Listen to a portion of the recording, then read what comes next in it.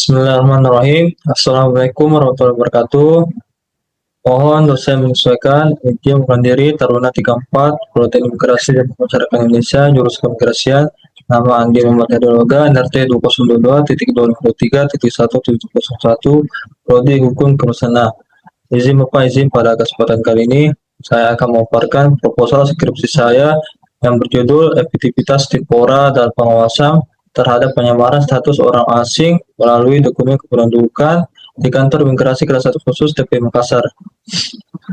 Baik,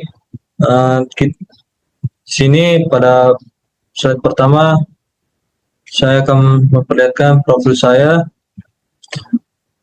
Di sini pembimbing satu saya yaitu Bapak Muhammad Arif Adila dan pembimbing kedua yaitu Bapak Tony Mirwanto.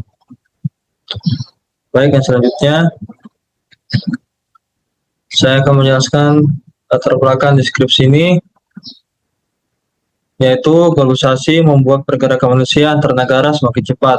Di Indonesia sebagai negara kepulauan yang posisinya strategis menjadi tujuan favorit ya orang asing untuk berwisata, berinvestasi sampai bekerja.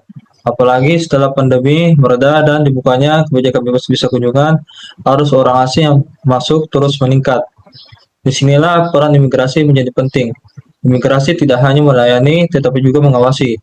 Sesuai pasal 1, angka 1 Undang-Undang Nomor 6 Tahun 2011, pengawasan ini adalah wujud dari asas selektif polisi, yaitu hanya orang asing yang bermanfaat dan tidak membahayakan yang boleh berada di Indonesia. Salah satu pintu masuk tersebut di kawasan Indonesia Timur adalah Makassar. Kantor Imigrasi Kelas 1 khusus TP Makassar melayani 11 kabupaten dan kota. Melalui Bandara Sultan Hasanuddin dan Pelabuhan Makassar, beban pengawasannya sangat berat. Bisa kita lihat pada grafik. Transaksi layanan isi tinggal orang asing melonjak tajam pada tahun 2025, mencapai 27.444 transaksi atau lebih dari 4 kali lipat dibanding tahun 2024.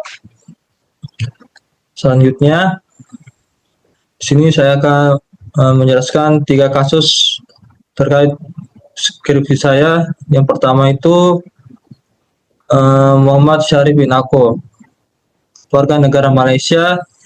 Dia ini masuk lewat jalur tikus di Pulau Sebatik pada tahun 2021. Lalu pada tahun 2022 berhasil memperoleh KTP dan kartu keluarga Indonesia melalui pengurusan di tingkat kelurahan yang terungkap pada Februari 2025 lewat pemeriksaan intelijen dan penindakan keimigrasian. Yang kedua, Dona Tindungan Maksayo alias Darmawati, warga negara Filipina. Ini yang paling mengejutkan. Ia menyamar sebagai warga negara Indonesia selama 26 tahun dengan dokumen lengkap, mulai dari KTP, kartu keluarga, akta kelahiran, sampai akta nikah. Yang menarik, ia justru terungkap karena datang sendiri ke kantor imigrasi untuk mengajukan paspor RI. Yang ketiga yaitu kasus Laming bin Mama, warga negara Malaysia, yang memegang KTP atas nama Lambo Saka, terbitan Kolaka Utara. Ia tercatat overstay 483 hari dan akhirnya dideportasi pada Desember 2025. Baik Bapak, inilah fakta yang menjadi titik berangkat penelitian saya. Dari 3 kasus tersebut, tidak ada satupun yang terungkap melalui operasi Tempora. 2 terdeteksi lewat pemeriksaan intelijen yang sifatnya reaktif, dan 1 justru karena pelakunya datang sendiri di kantor imigrasi. Selanjutnya, fenomena masalah. Dari ketiga kasus tadi, saya memetakan 5 persoalan utama. Pertama, dokumen yang disalahgunakan. Orang asing memperoleh KTP, kartu keluarga, dan akta secara tidak sah. Yang kedua, identitas mereka tersamarkan dalam jangka panjang. Bahkan ada yang lebih dari 2 dekade tanpa terdeteksi. Yang ketiga, ini menimbulkan risiko terhadap kedaulatan dan keamanan negara karena membuka akses pada hak yang seharusnya hanya dimiliki warga negara Indonesia, seperti hak milik atas tanah, dan berpotensi menjadi celah kejahatan transnasional. Keempat, modus ini jelas melanggar asas selektif polisi. Padahal menurut pasal 63 ayat 1 Undang-Undang Nomor 24 Tahun 2013, hanya orang asing pemegang izin tinggal tetap yang berhak atas KTP elektronik. Dan yang kelima, yang paling penting, polanya berulang. Ketiganya didukung jaringan kekerabatan lokal dan terjadi karena lemahnya verifikasi silang antar wilayah dan antar instansi saat dokumen diterbitkan. Karena berulang dalam waktu kurang dari 1 tahun, ini bukan sekedar kasus insidental, melainkan persoalan yang sifatnya struktural. Selanjutnya, kesenjangan Dasolen dan Dasein. Persoalan ini menjadi semakin jelas ketika kita membandingkan antara Dasolen, yaitu yang seharusnya, dengan Dasein, yaitu kenyataan di lapangan. Secara Dasolen, Pasal 53 Peraturan Imigrasi dan Pemasyarakatan Nomor 2 Tahun 2025 mewajibkan tim Polra melakukan pengawasan terkoordinasi melalui pertukaran data lintas instansi, sosialisasi, dan operasi gabungan. Agar deteksi ini bisa dilakukan, dasar yuridisnya pun kuat, yaitu Pasal 69 Ayat 1 Undang-Undang Keimigrasian. Tetapi kenyataannya di lapangan berkata lain.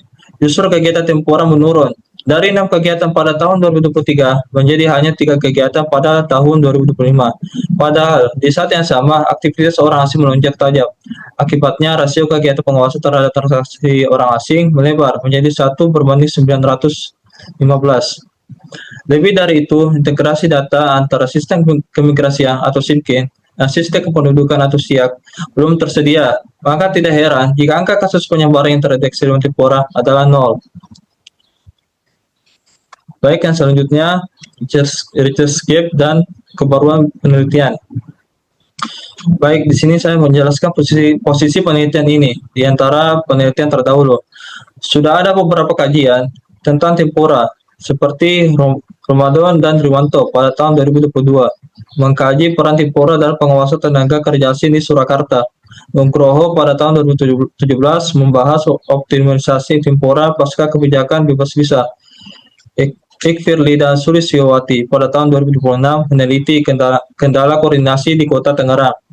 Lalu Siahaya dan tim pada tahun 2024 mengkaji hambatan koordinasi antar instansi di Kota Bitung. Namun, seluruh penelitian itu memiliki satu kesamaan. Semuanya membahas Tempora dalam konteks pengawasan umum terhadap keberadaan dan kegiatan orang asing. Belum ada satupun secara khusus mengkaji efektivitas Tempora terhadap modus penyebaran status melalui dokumen kependudukan. Disinilah letak kebaruan penelitian saya. Saya menghubungkan lemahnya koordinasi Tempora dengan modus berbasis dokumen kependudukan, yaitu KTP, kartu keluarga, dan akta pada lokus kantor imigrasi Makassar dengan 3 kasus nyata tahun 2025 sebagai bukti empirisnya. Baik, selanjutnya rumusan masalah dan tujuan penelitian. Berangkat dari kesenjangan tadi, saya menyusun 3 rumusan masalah yang masing-masing memiliki tujuan penelitian. Yang pertama, apa saja bentuk pengawasan Tempora terhadap penyebaran status orang asing melalui dokumen kependudukan. Tujuannya untuk mengidentifikasi bentuk pengawasan tersebut. Yang kedua, apa saja kendala yang dihadapi Tempora dalam pengawasan tersebut. Tujuannya untuk menganalisis kendala yang ada. Dan yang ketiga, bagaimana upaya yang dilakukan Tempora untuk mengatasi kasus tersebut. Tujuannya untuk menganalisis upaya yang sudah maupun yang dapat dilakukan ke depan. Selanjutnya, landasan teori dan konsep. Untuk menjawab ketiga rumusan masalah itu, saya menggunakan 2 kerangka analisis yang saling melengkapi. Yang pertama, teori efektivitas hukum dari Sujono Sukanto sebagai pisau analisis utama untuk menjawab rumusan masalah kedua dan ketiga, yaitu kendala dan upaya. Teori ini memiliki 5 faktor, yaitu faktor hukum terkait kejelasan dasar dan aturan teknis verifikasi silang. Kedua, faktor penegak hukum terkait integritas dan kapasitas aparatur lintas instansi. Yang ketiga, faktor sarana dan fasilitas, terutama interoperabilitas SIMKIN dan SIAK. Yang ketiga, faktor masyarakat terkait partisipasi pelaporan. Dan yang terakhir, faktor kebudayaan terkait nilai sosial yang mempengaruhi kesediaan masyarakat untuk melapor. Yang kedua, konsep pengawasan keimigrasian yang saya gunakan untuk menjawab rumusan masalah pertama tentang bentuk pengawasan. Konsep ini sesuai pasal 66 sampai 68 Undang-Undang Keimigrasian, membagi pengawasan menjadi 2, yaitu pengawasan administrasi atau pengawasan lapangan. Selain itu, saya juga memakai konsep pendukung, yaitu konsep Tempora itu sendiri, konsep penyebaran status, dan konsep tindakan administratif keimigrasian. Baik, yang selanjutnya kerangka berpikir. Seluruh alur penelitian ini saya rangkum dalam satu kerangka berpikir. Saya berangkat dari fakta lapangan yaitu 3 kasus penyebaran status pada tahun 2025 yang tidak terdeteksi melalui operasi Tempora. Fakta ini menunjukkan adanya kesenjangan antara Dasolen dan Dasen, yaitu antara kewajiban pengawasan, terkoordinasi dengan kenyataan koordinasi, dan integrasi data yang belum optimal. Kesenjangan itu kemudian saya turunkan menjadi 3 rumusan masalah, yaitu bentuk pengawasan, kendala, dan upaya. Untuk menjawabnya, konsep pengawasan garisnya saya pakai rumusan masalah 1, dan teori aktivitas Sukanto dengan 5 faktornya saya pakai untuk rumusan masalah 2 dan 3. Hasil analisnya berupa bentuk pengawasan yang teridentifikasi, kendala yang terpetakan, dan rumusan upaya yang konkret. Pada akhirnya, output yang saya harapkan adalah terwujudnya pengawasan temporer yang efektif demi menjaga kedaulatan keamanan dan ketertiban negara. Baik, selanjutnya metode penelitian. Jenis penelitian yang saya gunakan yaitu penelitian hukum normatif empiris atau penelitian hukum gabungan, sifatnya deskriptif analitis dengan metode kualitatif. Strategi penelitian saya adalah studi kasus jamak, sehingga saya bisa melakukan analisis lintas ketiga kasus tadi. Pendekatannya ada 4, yaitu pendekatan perundang-undangan, konseptual, kasus, dan sosiologis. Lokasinya di kantor imigrasi kelas 1 khusus TPI Makassar dengan lokasi pendukung yaitu di Dukcapil, Polrestabes, dan Kejaksaan Negeri. Untuk pengumpulan data, saya menggunakan wawancara semi terstruktur dan mendalam dengan teknik purposive, sampling, observasi, dan partisipan, serta studi dokumen dan studi kepustakaan. Adapun teknik analisis datanya 2 tahap. Tahap pertama, analisis normatif terhadap bahan hukum. Tahap kedua, analisis empiris dengan model interaktif dari Miles, Huberman, dan Saldana yang mencakup kondensasi data, penyajian data, dan penarikan semula untuk menjaga keabsahan data. Dan saya memakai triangulasi sumber dan triangulasi teknik. Baik, yang terakhir output dan kontribusi penelitian. Perlu saya tegaskan bahwa penelitian ini tidak bertujuan membentuk regulasi baru, sebab kerangka regulasinya sebenarnya sudah tersedia. Output yang ingin saya capai adalah rekomendasi optimalisasi fungsi tempora berdasarkan kewenangan yang telah ada, yaitu pasal 69 Undang-Undang Keimigrasian dan pasal 53 Peraturan Menteri Imigrasi dan Pemasyarakatan Nomor 2 Tahun 2005. Ada 4 kontribusi konkret yang saya harapkan. Yang pertama, penguatan koordinasi antar instansi, terutama antar imigrasi dengan Disdukcapil. Yang kedua, mekanisme verifikasi silang data, yaitu mempertemukan data SIMKIN dan data SIAK sebelum dokumen kependudukan diterbitkan. Yang ketiga, usulan klausul akses dan pertukaran data yang sifatnya wajib dan terukur dalam perjanjian kerjasama.